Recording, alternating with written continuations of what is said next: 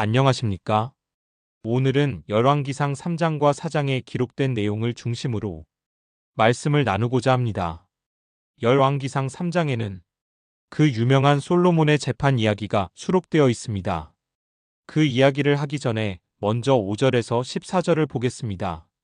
그날 밤에 기브온에서 주님께서 꿈에 솔로몬에게 나타나셨다. 하나님께서 말씀하시기를 내가 너에게 무엇을 주기를 바라느냐? 나에게 구하여라 하셨다. 솔로몬이 대답하였다.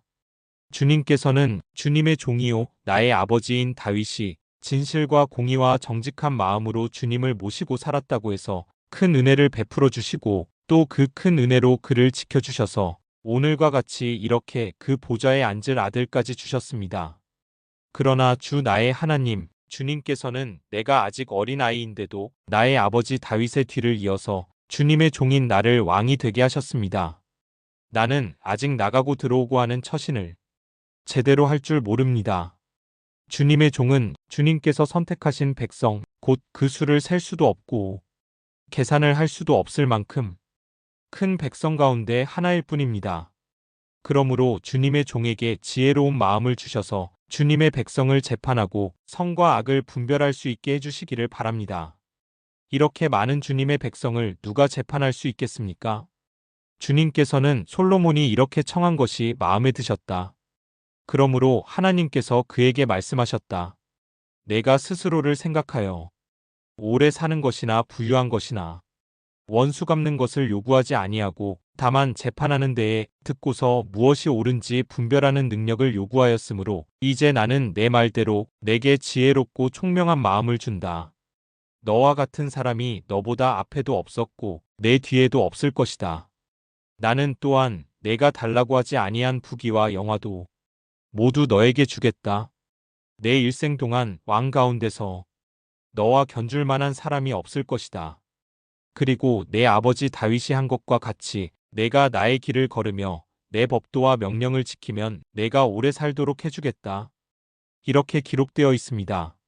솔로몬이 왕이 된 후에 꿈에 나타나신 하나님과 대화했다는 내용입니다. 너무나 잘 알려진 내용이고 한국 교회 강단에서 자주 선포되는 말씀이지요.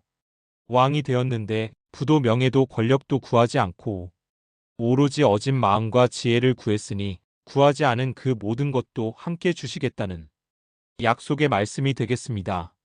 그리고 이어지는 본문이 그 유명한 솔로몬의 재판 이야기입니다.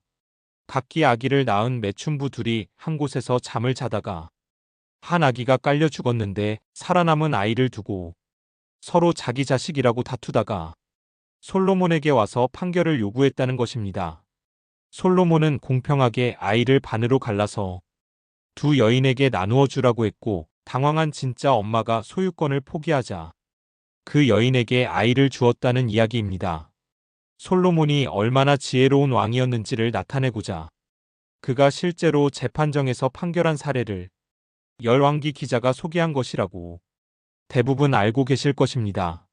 하지만 이 이야기는 당시 주변 세계에 폭넓게 회자된 민담이었다고 현대 신학자들은 말합니다. 그 민담을 열왕기 기자가 솔로몬의 지혜로움을 강조하기 위해 차용했다는 것입니다. 열왕기상 4장은 솔로몬이 이루어낸 치적과 그가 누린 영화가 얼마나 대단했는지를 기록하고 있습니다. 20절과 21절을 보겠습니다. 유다와 이스라엘에는 인구가 늘어나서 마치 바닷가의 모래알처럼 사람이 많아졌지만 먹고 마시는 것에 모자람이 없었으므로 백성들이 잘 지냈다. 솔로몬은 유프라테스 강에서부터 블레셋 영토에 이르기까지 또 이집트의 국경에 이르기까지 모든 왕국을 다스리고 그 왕국들은 솔로몬이 살아있는 동안 조공을 바치면서 솔로몬을 섬겼다. 이렇게 기록되어 있습니다. 본문의 기자는 하나님께서 아브라함에게 주셨던 약속, 즉 너의 후손이 바닷가의 모래알처럼 많아질 것이라는 약속을 염두에 두었을 것입니다. 솔로몬이 다스린 영역이 본문이 말하는 범위와 정확히 일치한다고 볼 수는 없습니다. 객관적인 역사 서술이 아니라 후손들이 쓴 찬송시와 같은 것이기 때문입니다. 사장의 본문은 솔로몬의 지혜가 얼마나 빼어났는지를 서술하는 부분에서 절정을 이룹니다. 29절과 30절을 보겠습니다. 하나님께서 솔로몬에게 지혜와 총명과 넓은 마음을 바닷가의 모래알처럼 한없이 많이 주시니 솔로몬의 지혜는 동양의 어느 누구보다도 또 이집트의 어느 누구보다도 더 뛰어났다. 32절에서 34절도 보겠습니다. 그는 3,000가지의 잠언을 말하였고 1,005편의 노래를 지었고 레바논에 있는 백향목으로부터 벽에 붙어서 사는 우슬초에 이르기까지 모든 초목을 놓고 논할 수 있었고 짐승과 새와 기어다니는 것과 물고기를 두고서도 가릴 것 없이 논할 수 있었다. 그래서 그의 지혜에 관한 소문을 들은 모든 백성과 지상의 모든 왕은 솔로몬의 지혜를 들어서 배우려고 몰려왔다. 이렇게 기록되어 있습니다. 이쯤 되면 이 글이 실제 역사를 기록한 것이 아니라 태조 이성계가 젊은 시절 까마귀 5마리가 나무에 앉아 있는 것을 보고 화살 한 대로 5마리의 머리를 꿰뚫었다는 이야기처럼 일종의 용비어 첨가라는 것을 상식을 가진 사람이라면 어렵지 않게 알 수 있습니다. 그러나 성서모호설, 특히 축자영감설을 여전히 고수하는 사람들은 이런 본문까지도 글자 한자도 틀림이 없는 역사적 사실이라고 철석같이 믿고 있습니다.